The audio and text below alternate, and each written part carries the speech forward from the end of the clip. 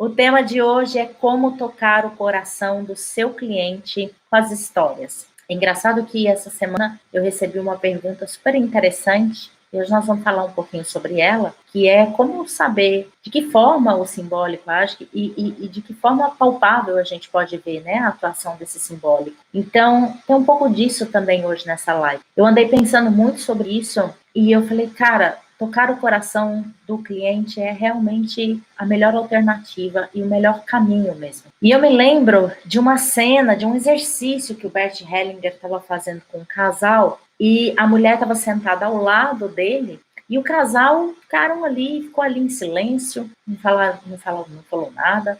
E ele ficou olhando um tempão para aquele casal sentado ali. Aí, de repente, ele falou assim, acho que vocês podiam trocar. Vocês podiam trocar? E era a mulher que estava sentada do lado do Bert, e então o homem veio e sentou ao lado do Bert, conversando um pouquinho com o marido. O Bert propôs um processo imaginativo. Ele pediu que o homem imaginasse o pai diante de si e propôs algumas frases de solução. E o Bert percebeu que enquanto o rapaz falava aquelas frases de solução, nenhum movimento acontecia. As frases simplesmente eram ditas, mas nada internamente acontecia. Aí Bert falou algumas coisas e tal, pediu para o marido virar para a esposa e falar direto com a esposa. E simplesmente ele pediu pro marido dizer para a esposa, muito obrigado. Nesse momento, o coração dele foi tocado. Ali, alguma coisa moveu. E Bert Hellinger, ele vira para o grupo e ele fala, é isso o trabalho com a alma. E é o que fazemos quando fazemos um trabalho com a alma. Tocamos o coração. E isso é o suficiente, não há nada mais. Tocar o coração, no meu entendimento, é quando algo nos afeta. Afeta mesmo, é quando algo nos move internamente, quando algo nos passa. E esse algo, ele pode entrar pela nossa pele, nossos ouvidos, nossas mãos, nossa boca, nossa cabeça. Qualquer lugar que ele entre, ele pode nos afetar. E esse algo não passa pelo crivo da razão. Aí é que mora a grande questão. Nós não contra-argumentamos com aquilo.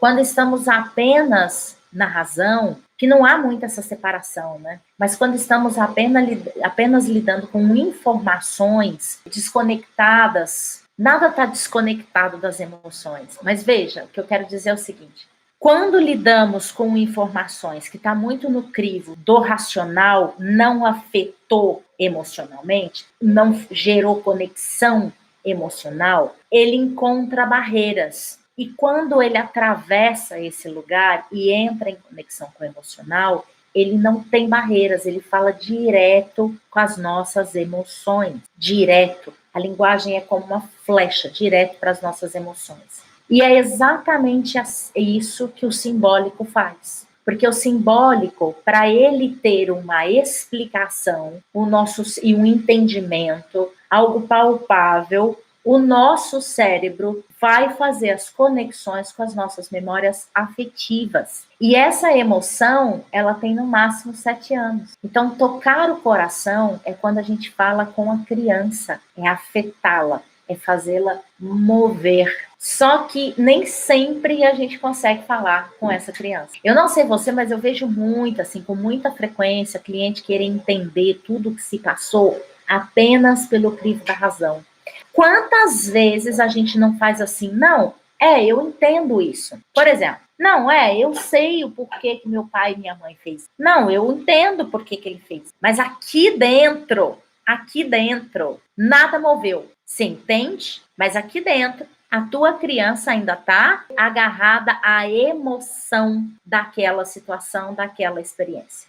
Então, não adianta nada a gente ficar argumentando, criando justificativas e trazendo justificativas do tipo, olha, aqui você está julgando, você precisa parar de julgar, você precisa ter uma frase muito bonita nas constelações, né, que é você precisa tomar os seus pais.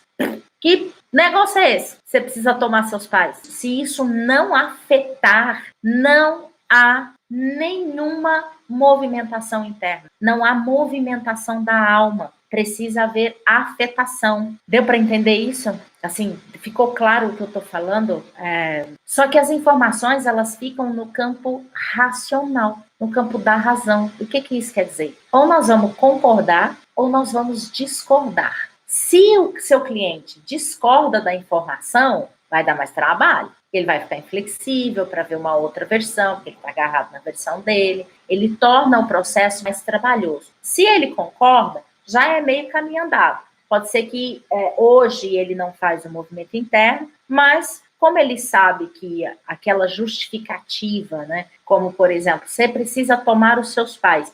A gente sabe que a gente precisa tomar nossos pais. Só que a gente consegue aqui dentro a gente consegue. Essa é a grande diferença. Então, o que o simbólico faz? O simbólico faz a gente rever aquela nossa experiência, rever a nossa emoção. E quando a gente revê essa experiência e essa emoção, a gente consegue transpor com uma outra versão da história. E aí a gente larga a banana. Concordando ou não, por diversas vezes, a gente sai assim, completamente perdido. Eu sei que eu preciso fazer isso, eu sei que eu estou julgando, eu sei que eu fico irritado, eu sei, enfim, tem uma série de coisas aí que a gente sabe como deve agir, mas, porém, entretanto, internamente, a coisa não vai. A coisa ainda está presa, porque está presa na emoção e não adianta. Para a gente fazer o movimento interno, precisa haver conexão com a emoção. A informação que entra e é processada e é somada a todas as informações que aqui possuímos, das nossas experiências, elas precisam reverter as emoções que nós atribuímos a situações. Então, uma situação meu pai chegou, ele estava estressado, eu sou criança, tenho 4 anos, tá? Imagina, 4 anos, aí o pai chega em casa, ele está estressado, ele foi mandado embora do serviço. Pronto, foi mandado embora do serviço, tá com a cabeça cheia, aí a hora que ele entra dentro de casa, o que a criança faz? A criança sai correndo para ele, fala, pai! E abraça. O pai dela chegou, né? Aí abraça o pai. E o pai fala, oi, meu amor, só que internamente, gente, ele está preocupado com o que ele vai fazer no mês que vem. Principalmente a hora que essa criança abraça ele. Na hora que essa preocupação vem, a criança, ela é conectada completamente com o nosso não verbal. E ela é voltada apenas para o mundo dela. Então, o que acontece? O que ela vai perceber? O pai dela abraçou, deu um tapinha nas costas, mas ela vai perceber que algo está estranho. Não é a ação em si, algo está diferente. E qual é o signo que ela vai dar para aquilo? Bom, o que eu fiz de errado? Pro meu pai tá assim, meu pai não me ama mais. Porque toda a percepção de mundo de uma criança é 100% voltada para o mundo dela. Ela não sabe que o pai perdeu o emprego e quais as consequências que isso pode trazer. Então, ela está voltada apenas para o mundo dela. A partir do momento que ela faz a ligação dessa situação com a emoção, meu pai não me ama mais, o que eu fiz? Pronto, printou ali nela a sensação de não ser amada. Eu não sou amada, meu pai não me ama mais. E aí ela vai confirmando isso todas as vezes que ela tem a sensação de, ao abraçar o pai não está 100% envolvido com ela. E ela vai confirmando. Então nós crescemos achando que nosso pai não nos ama. O que o simbólico faz? O simbólico vai dizer a esta criança que fez essa conexão com essa memória, ele vai dizer o seguinte, olha, veja bem, esta situação aqui que você está... Só que ele não vai fazer isso de forma consciente, porque de forma consciente essa pessoa pode muito bem crescer falando, não, eu sei que meu pai me ama, eu sei disso, provavelmente ele estava estressado aquele dia, provavelmente não sei o que, você arruma uma série de justificativas que sim, está dizendo, você sabe, racionalmente você sabe. Mas por que não resolve? Por que internamente você ainda fica com a sensação de que teu pai não te ama, de que você não é amado o suficiente? O que acontece que não resolve? Porque se a razão resolvesse, nossa, nós estávamos feitos nesse mundo. Nós estávamos tudo feito nesse mundo. Nós não ia ter problema nenhum mais. Só que não é assim que acontece. O simbólico, ao invés de trazer informações racionais, olha, teu pai te ama. O que o simbólico vai fazer? Ele vai lá naquela memória, e às vezes esse processo nem é consciente, ele vai lá naquela memória, vai mostrando para aquela criança que não, o pai dela ama ela. E isso só acontece a partir de novas experiências, é o que eu vivo falando aqui. Não há outra possibilidade de você, isso eu estou falando com base na neurociência, não há outra possibilidade de você ressignificar uma memória sem ser através de outras experiências. O que as histórias são? Experiências. Experiências simbólicas. Então, ao escutar uma história, eu recebo e eu vivencio aquela experiência, eu processo aquela experiência e somo àquela experiência as minhas experiências já vivenciadas anteriormente, até o momento de agora, e aí eu tenho condições de ressignificar. E o simbólico não vai dizer para mim de forma superficial, no racional, no campo consciente de que meu pai me ama. Ou dizer a esta criança, né? Seu pai te ama. Porque às vezes ela já fala isso para ela, ela sabe, conscientemente ela sabe que o pai a ama. Mas aqui dentro, ela não é isso que ela sente. Então o simbólico vai cuidando desta memória, dizendo a esta memória, ressignificando esta memória, que sim, há amor ali. Que aquilo que o pai dela fez aquele dia não era com ela. Que aquilo que o pai dela fez aquele dia também tinha amor, entenderam? Aí é que está a magia do simbólico, da metáfora, da história. Não adianta nada a gente ficar baseado nas razões. Todo mundo aqui já passou por isso. Vocês sabem disso. Todo mundo já teve essa frase e tem ainda essa frase de que, não, eu sei.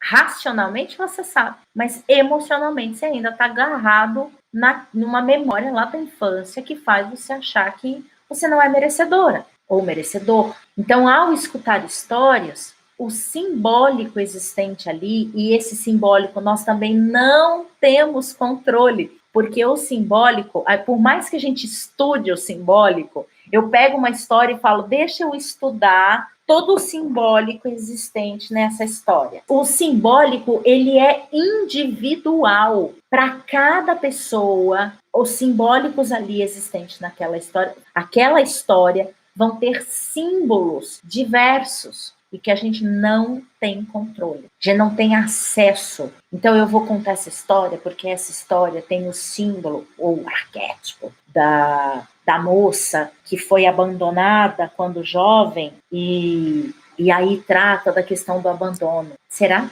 Será que é por aí mesmo que a gente tem que ir? Alguns vão dizer que sim, tá tudo certo, tá tudo certo. Mas pela minha experiência, eu digo que com as histórias não é assim que funciona. Pela minha experiência com as histórias, o que mais funciona é o conflito. É você trabalhar o conflito ou os conflitos existentes no conto. E aí você trabalhar a sua narrativa para que esse conflito tenha força, potência de afetação.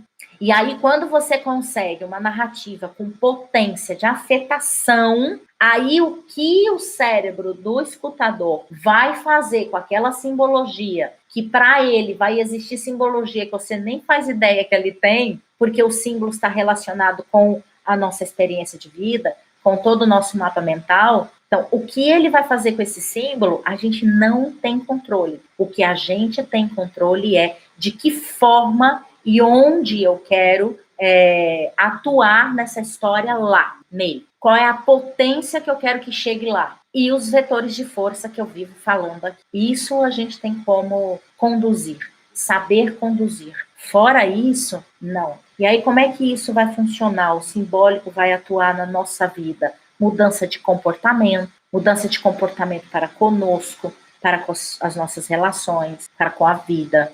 Percepção de coisas que a gente não tinha. É aí que o simbólico vai atuar. Percepção de culturas, percepção de como agimos. Além da gente mudar o nosso comportamento, a gente passa a ter uma percepção do porquê daquele nosso comportamento. Ou não é nem o porquê, né? Porque o porquê vai ser um monte de coisa que nós vamos inventar. Mas nós vamos perceber, é uma percepção mesmo, sabe? Não é uma explicação do porquê que eu ajo assim. Isso é invenção da nossa cabeça. Todos os porquês que a gente fala que acalma, que nos apazigua a alma, é tudo invenção do nosso cérebro. O que a gente precisa observar é a percepção. Então, eu percebo o meu comportamento e o que me leva, alguns gatilhos que me levam àquele comportamento. E aí, com base nisso, eu também tenho condições de mudar. Eu percebo e mudo. Enquanto eu não percebo, eu estou no escuro. Eu vou atuando sempre da mesma forma. Mas a partir do momento que eu percebo, eu consigo transmutar esse comportamento. E isso, com as histórias, isso só vai ser possível.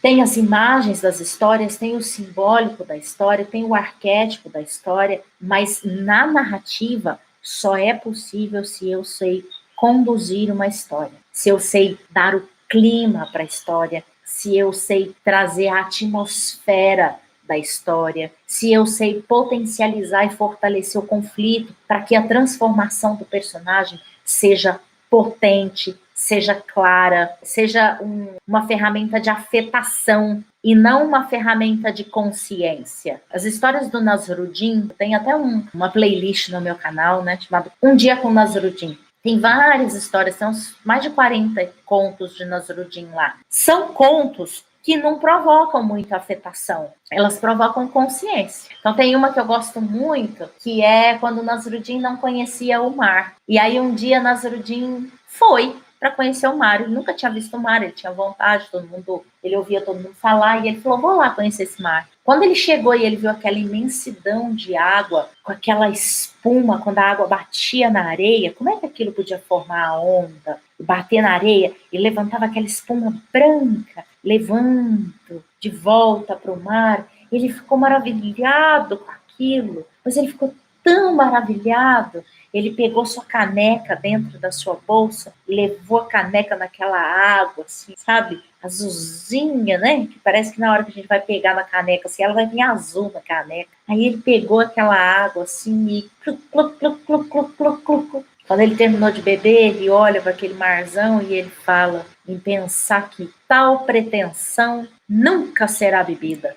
Assim são as pretensões, como o mar. Percebe? Não causa afetação, mas traz uma consciência. Tem uma outra que é dos bons conselhos. Nasruddin, alguém pergunta para Nasruddin, qual que é a melhor coisa da vida? E Nasruddin fala, um bom conselho. E aí o outro fala, e qual que é a pior? E Nasruddin responde, pensa um pouquinho e fala, um bom conselho. Aí fala, ué, como assim? Você acabou de falar que a melhor coisa da vida é um bom conselho, agora você fala que a pior coisa da vida é um bom conselho? Ele fala, porque depende do que eu faço com esse conselho. Se eu faço bom uso desse conselho, é a melhor coisa da vida. Se eu faço mau uso, é a pior coisa da vida. Aí se você escuta um negócio desse, você fala assim, é verdade. Porque os contos de Nasruddin trazem uma verdade de senso comum. É como os provérbios. Os provérbios também trazem verdade de senso comum. Você vira para alguém e fala assim, mas olha um pássaro na mão, dois voando. Ó, mentira, tem perna curta. Esse é o provérbio que eu cresci escutando isso, que minha mãe falava isso para mim desde que eu era criança. E eu cresci, esse é meu lema. Mentira tem perna curta. Melhor falar a verdade agora do que...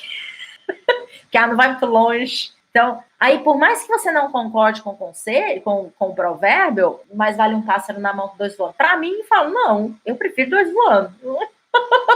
Eu viro arriscar, né? Eu não sou conservadora, eu sou um pouco mais de arriscar. Então, esse provérbio não diz muito a minha verdade, né?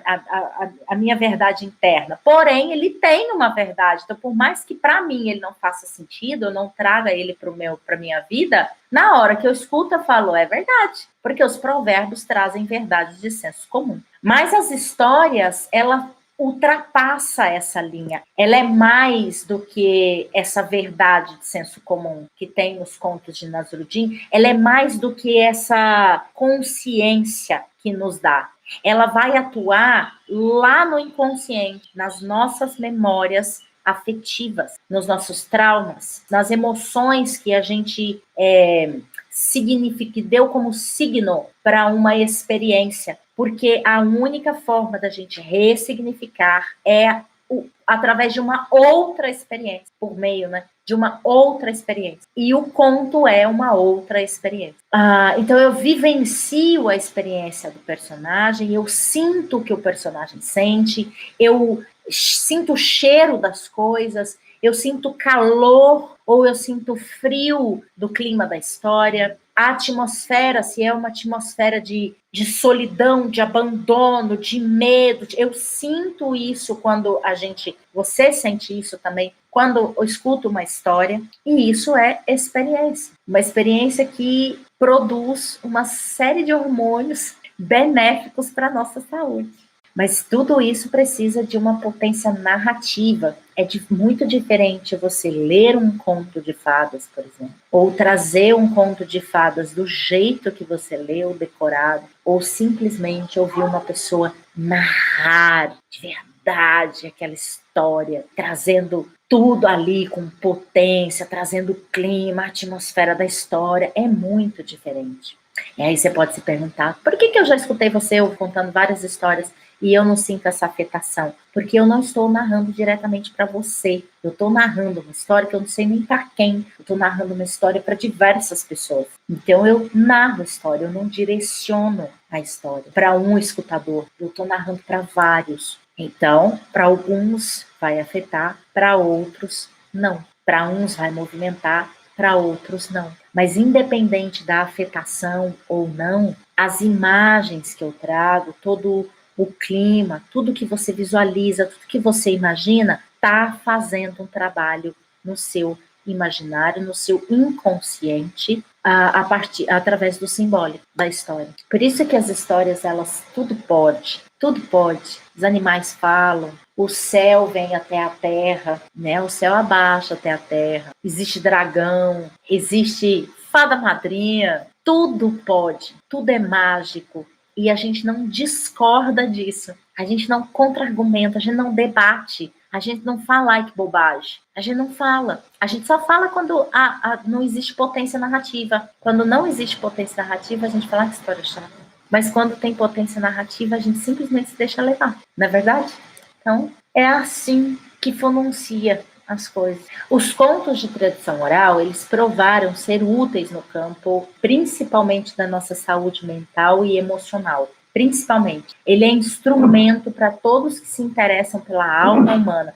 Assim, e todos que se interessam pela alma humana deveriam aprender a contar histórias. Alguns psicólogos, alguns profissionais da área terapêutica já utilizam desse método como processo terapêutico, porque os contos tratam de problemas da humanidade e são utilizados para ajudar nossos conflitos internos, nossos medos, nossa baixa autoestima, nos nossos relacionamentos, nos signos que a gente dá, nas emoções que a gente conecta às experiências, sensação de abandono, de não ser amada, de não ser merecedora. Eu já vi reduzir preconceitos, ressentimentos.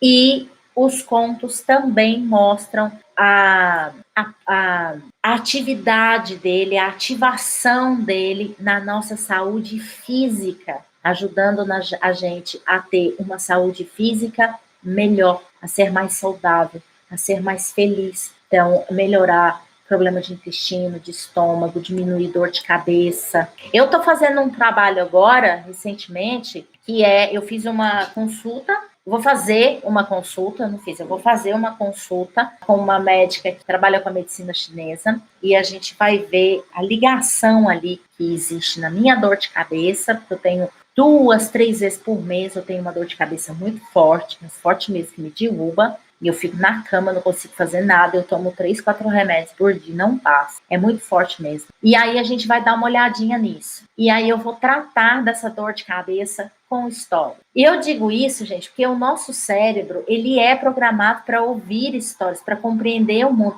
para se compreender, né? Para compreender o nosso comportamento, a maneira como a gente vê as coisas. As histórias é a linguagem cerebral, é a língua mãe do nosso cérebro, sabe? Na amígdala, onde estão as reações mais instintivas e as memórias mais traumáticas, por exemplo, ela é responsável, A amígdala, né, é responsável por disparar as informações para o resto do nosso corpo quando ela é acionada. Então, ela provoca uma série de respostas fisiológicas, sabe? Lembra, com relação ao sistema, a nossas emoções, que tem no máximo 7 anos, lembra que eu falei disso? E ela sempre, sempre vai ser uma criança. Sendo uma criança, um conto bem narrado cai muito bem para ela, né, não? Os contos conversam com toda essa área, com a nossa amígdala, com o nosso sistema nervoso, com o nosso sistema endócrino. Os contos conversam com isso de maneira muito sensível e esclarecedora. Eles afagam nossa criança interior. E eles não passam pelo crivo da razão, a gente não contra-argumenta, a gente simplesmente se deixa levar por ela sem barreira e elas falam diretamente ali com essa criança que significou as experiências vividas. E os contos nos mostram um caminho de vida. Então, uma das coisas que eu acho mais fantástica é que eles ancoram percepções de comportamento, sabe? Veja como isso é mágico, né? Os contos de tradição oral, eles nos mostram um caminho. Aí o personagem do conto vivencia conflitos que nos ajuda a encontrar soluções para a nossa realidade. Quando ouvimos um conto, existe um processo neural que é como se estivéssemos ouvindo a história pela segunda vez. Então, enquanto eu estou ouvindo a voz do narrador, o meu cérebro me reconta aquela história a partir das minhas experiências. E isso é um processo neural. E ao ouvirmos um conto, a gente se projeta, né, para dentro, a gente visualiza, então a gente vê tudo, a gente sente as coisas do personagem. E como eu falo, de fato, né, a gente vivencia uma experiência, isso gera memória. Então, a gente traz uma memória, porque a gente vivencia. Tudo que a gente vivencia fica registrado na nossa memória. E o conto fica registrado como uma experiência. É como se fosse impresso uma memória, igual a situação da menina. Menina, o pai chegou, ela abraçou, o pai fez, tá, mas o pai estava preocupado porque foi mandado embora, pensando no que ele ia fazer no mês que vem, porque no mês que vem não ia ter mais o salário. E aí ela significou, achando que pronto, fui abandonada, não me ama mais. Não me ama mais. Pronto, é uma experiência e printou essa emoção a essa experiência. E o conto printa também outras experiências para nós e que vai nos mostrando outras versões, né? Nos mostrando outros caminhos, nos dizendo... aí quando a gente vive quando a gente tem um comportamento que é recorrente por conta desse signo que a gente deu, né? Fui abandonado, eu não me amo mais, meu pai não me ama mais. Aí todo o nosso comportamento relacionado ao meu pai não me ama mais, e eu escuto um conto que ele me mostra esse comportamento, eu falo, tá, eu percebo o meu comportamento, né? Que é porque meu pai não me ama mais. Eu acho que meu pai não me ama mais. Aí todas as vezes que eu me comporto dessa forma, o conto vem e faz, lembra dessa história? Nosso cérebro, né? Faz, lembra dessa história? Essa história mostra para você que isso que você acha não é bem isso. Aí você faz, tá. Então o conto serve de âncora. Por todo esse processo de experienciação do conto, que eles nos conscientiza das nossas ações, do nosso comportamento, da nossa postura, das nossas relações, o contar histórias é um meio muito eficaz de transformação e de cura das nossas feridas. Por conta disso, né? Ele toca o nosso coração. Meu marido fala que ele não toca o nosso coração, meu marido fala que ele agarra no nosso coração. E eu incluo nisso também os contos lúdicos de criação que o Bert Hellinger trouxe com tanta maravilha, né, nos livros dele. Tem muitas histórias ali que o Bert Hellinger conta, várias constelações. Ele trazia uma história, ele trazia uma história para o grupo, ou ele trazia uma história para o constelado. Então ele sempre estava trazendo contos criados por ele ou contos que ele tinha ouvido, contos de vida, contos de tradição oral que ele ouviu no período que ele estava na África. Ele sabia do poder dos contos e ele sabia como narrar, ele sabia afetar o escutador com a narrativa, ele sabia estruturar o conto, colocar potência, tanto que ele criava, né? Muitas vezes ele criava na hora ali. E ele sabia identificar o conflito do cliente e trazer o conflito, trazer uma história que tinha um conflito ali parecido, sabe? Então, por isso que eu falo, não é tema, é conflito. É conflito que a gente precisa olhar, Só que muitas vezes o conflito é interpretado como a interpretação. É o que eu acho que o conto quer dizer. E não é. Conto não quer dizer nada. Ele diz, está lá no conto, o conflito. Então você trabalha o conflito, fortalecendo o conflito, para o escutador falar, eu vivi isso, eu estou vivendo isso, eu sei o que esse personagem está passando. Eu sei, eu sinto, eu vivo isso. Apesar de contar contos parecer uma tarefa muito simples, né? Quando se trata de tê-lo, porque a gente faz isso já, desde que quando é criança a gente conta história da nossa vida, né? Apesar de parecer uma tarefa simples, quando se trata de usar isso como um instrumento para provocar um movimento na alma, para afetar mesmo, para tocar o coração do cliente, naquele contexto, não é uma tarefa tão simples assim, se faz necessário saber identificar alguns elementos do conto, saber conduzir esse conto. Contar um conto para provocar movimento é diferente de contar para entreter. Precisa fazer a identificação do conflito e, na narrativa, potencializar esse conflito. Então, era isso que eu queria dizer hoje para vocês. Um grande beijo. E as inscrições para a Semana Movimentando Almas estão abertas. Link aqui na descrição do YouTube, na bio do meu Instagram. Um beijo grande para vocês. Até a próxima.